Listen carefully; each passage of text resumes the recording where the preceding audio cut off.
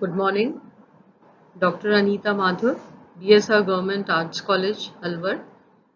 आज मैं BA part third H section के स्टूडेंट्स के लिए भारत की जलवायु की हम यहाँ पर आज बात करेंगे कि किस प्रकार से ये कंडीशंस जो होती हैं जलवायु की ये डिसाइड होती हैं, कौन से फैक्टर्स होते हैं जो ये डिसाइड करते हैं कि किस प्रकार तापमान वायुदाब की स्थिति रहती है। अगर हम भारत की जलवायु की बात करें तो हम ज़्यादातर ये एक सेंटेंस बोला जाता है कि भारत में मॉनसूनी जलवायु पाई जाती है। तो सबसे पहले हमें ये मालूम होना चाहिए कि मॉनसून क्या है, मानसून किसे कहते हैं, मानसूनी जलवायु किसे कहते हैं। अगर हम बहुत साधारण शब्दों में बात करें तो हम ये कि मौसम जब हवाएं चलती है, मतलब वर्ष पर्यंत हवाएं एक डायरेक्शन में नहीं चलती हैं, मौसम के अनुसार जब हवाएं चलती है तो उन हवाओं को मानसूनी हवाएं कहते हैं। तो भारत के रेफरेंस में हम ये बात करें तो देखेंगे कि भारत की स्थिति इस प्रकार की है कि यहाँ पर हवाएं 6 महीने स्थल से समुद्र की तरफ और 6 महीने समुद्र से स्थल की तरफ चलती हैं। ऐसा क्यों होता है? क्योंकि सूर्य की जो स्थिति है कर्क रेखा पर लंबवत होना या मकर रेखा पर लंबवत होना, उसका प्रभाव भारत की जलवायु पर पड़ता है। अब हम अगर वायुदाब की बात करते हैं तो वायुदाब क्या है? हमारे ऊपर जो वायु की परतें हैं उनका जो दबाव पड़ता है उसे हम साधारण शब्दों में आपको बता रही हूँ, उनको हम वायुदाब कहते हैं। ये वायुदाब किससे डिसाइड होता है? इसका एक डिसाइडिंग फैक्टर है कि तापमान कितना है। अगर तापमान बहुत अधिक होता है तो हवा की परतें गर्म होकर हल्की हो जाती हैं और ऊपर उठने लगती हैं, जिसके परिणाम स्वरूप वायुदाब कम हो जाता है। परंतु इसके विपरीत स्थिति जो है वो हमें कम तापमान में देखने को मिलती है। अगर तापमान कम होता है तो उसका क्या रिजल्ट रहता है कि हवाओं की जो परतें हैं वो ज़्यादा गर्म और ठंडी हो जाती हैं, ठंडी होने की वजह से भारी हो जाती हैं और उससे जो वायुदाब है वो बढ़ जाता है। तो वायुदाब और तापमान, इनमें एक विपरीत संबंध पाया जाता है। अगर तापमान अधिक है तो वायुदाब कम होगा, वायुदाब अधिक है तो तापमान कम होगा। एक इनमें ये विपरीत रिलेशन पाया जाता है। इसके अतिरिक्त क्लाइमेट के लिए एक और इम्पॉर्टेंट बात यह है कि स्थल और समुद्र की प्रकृति में, स्थल और जल की प्रकृति में अंतर पाया जाता है। स्थलीय भाग जल्दी गर्म होता है और जल्दी ठंडा हो जाता है। इसके विपरीत जो जलीय भाग होता है, चाहे वो समुद्र हो चाहे तालाब हो, तो जल की क्या प्रकृति होती है कि देर से गर्म होता है और देर से ठंडा होता है। इसीलिए तटीय क्षेत्रों में जो स्थान स्थित होते हैं वहाँ के तापमान में बहुत अधिक अंतर जल्दी से नहीं आता है। इसके विपरीत जो समुद्र से दूरी वाली जगह हैं वहाँ पे तापमान में शीघ्र ही परिवर्तन आपको देखने को मिलता है। इवन दिन और रात के तापमान में भी बहुत अधिक परिवर्तन कई बार आ जाता है, जबकि तटीय स्थानों पर इस प्रकार की स्थिति देखने को नहीं मिलती। तो एक हमें ये बात क्लियर हो गई कि किस प्रकार से समुद्र की स्थिति किसी भी स्थान की जलवायु पर कितना प्रभाव डाल सकती है। अब अगर हम और एक बात करें तो उस स्थान की जो मीन सी लेवल से जो ऊंचाई होती है वो भी जलवायु में एक इम्पॉर्टेंट फैक्टर होती है। जितना ऊंचा स्थान होता है वहाँ पर तापमान की स्थिति उतनी ही अलग होती है। तो ये जो पवने हैं, तापमान, वर्षा, आर्द्रता, शुष्कता, समुद्र से निकटता या समुद्र से दूरी, सागर तल से ऊंचाई, पर्वतों की ऊंचाई, ये सारे वो फैक्टर्स होते हैं जो किसी भी स्थान की जलवायु को के डिसाइडिंग फैक्टर्स होते हैं। इन्हीं के आधार पर जलवायु का जो फ्रेमवर्क होता है वो बना हुआ होता है। अगर हम भारत की बात करें तो भारत की स्थिति इस प्रकार की है कि यहाँ पर जलवायु में बहुत विविधता पाई जाती है। यहाँ पर विश्व के सबसे गर्म क्षेत्र भी हैं, सबसे ठंडे क्षेत्र भी हैं, सबसे शुष्क क्षेत्र भी हैं और सबसे अधिक वर्षा वाले क्षेत्र भी हैं।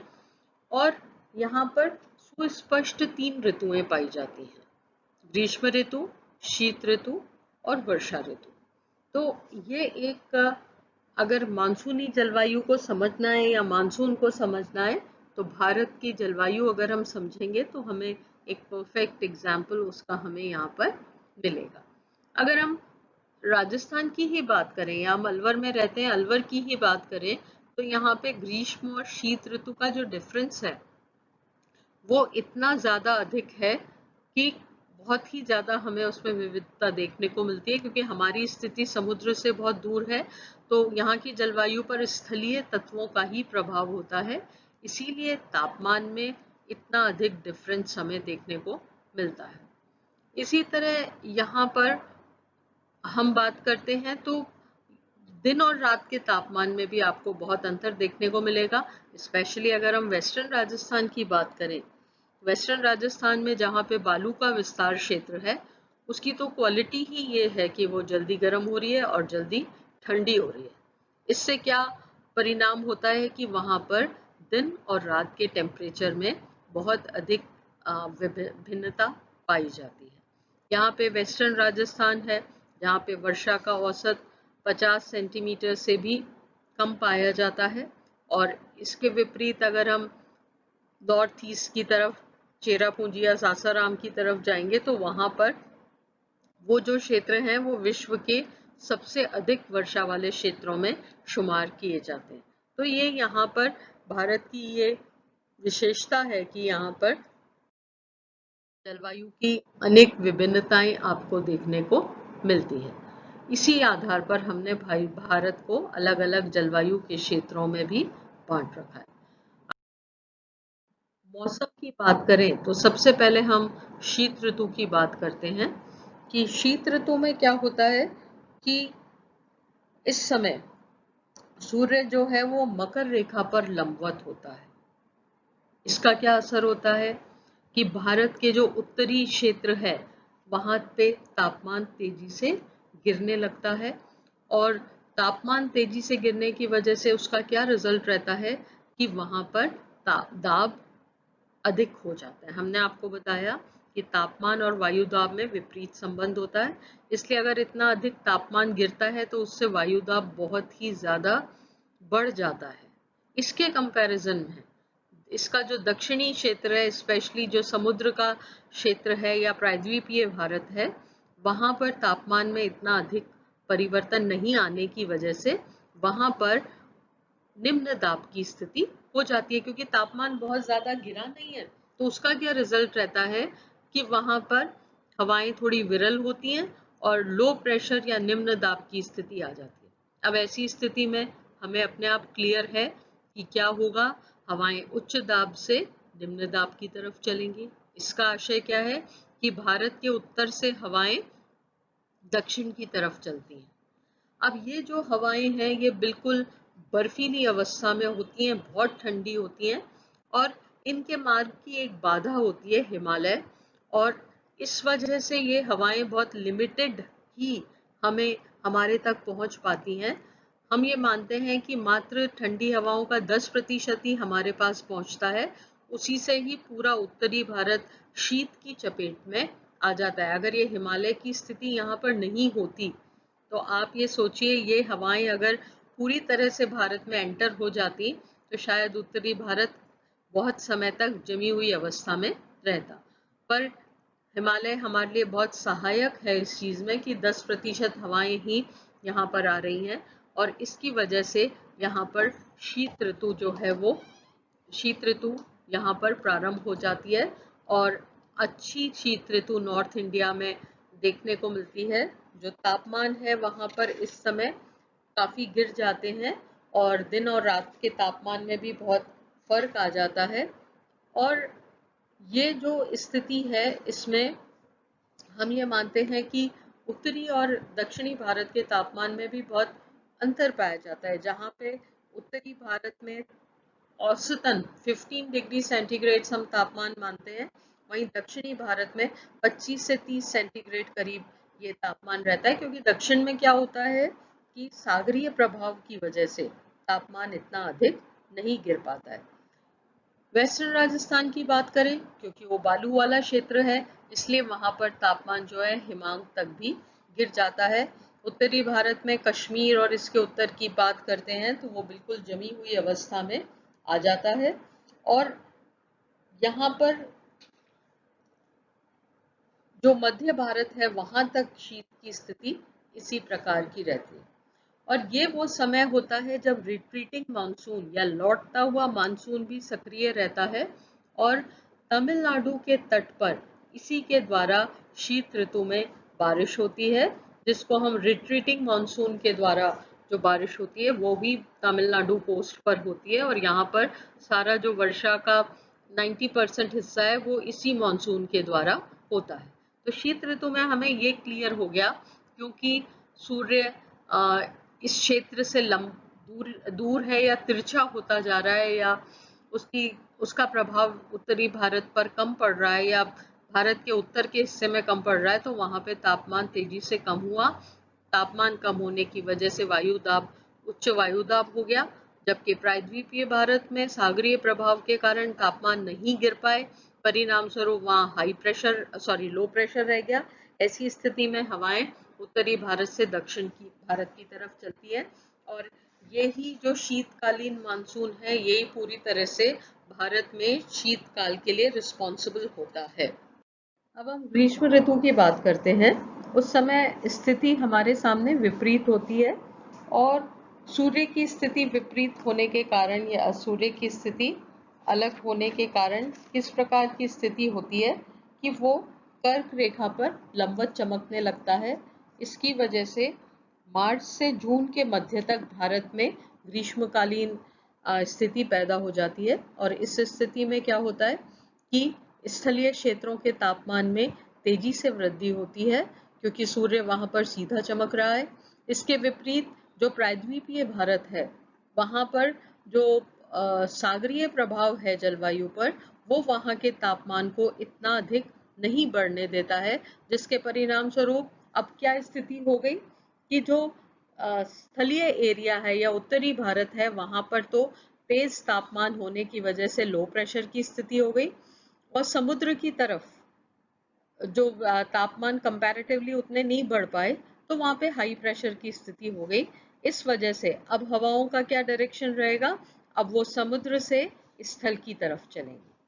जब ये हवाएं समुद्र से स्थल की तरफ चलती हैं तो अपने में बहुत बड़ी मात्रा में नमी लेके साथ चलती हैं, और इस नमी के कारण ये जहां पे भी जब ये भारत में एंटर होती है, केरल तट की तरफ से ये एंटर होती हैं, और इसकी वजह से ही यहाँ पर जो वर्षा है वो होती है। सबसे पहले मानसून केरल में सक्रिय होता है, फिर जैसे जैसे ये हवाएं भारत में आगे बढ़ती हैं और धीरे धीरे ये जुलाई के फर्स्ट वीक तक सारे भारत को अपनी चपेट में ले लेती हैं, और इसी के द्वारा भारत में मानसूनी वर्षा होती है।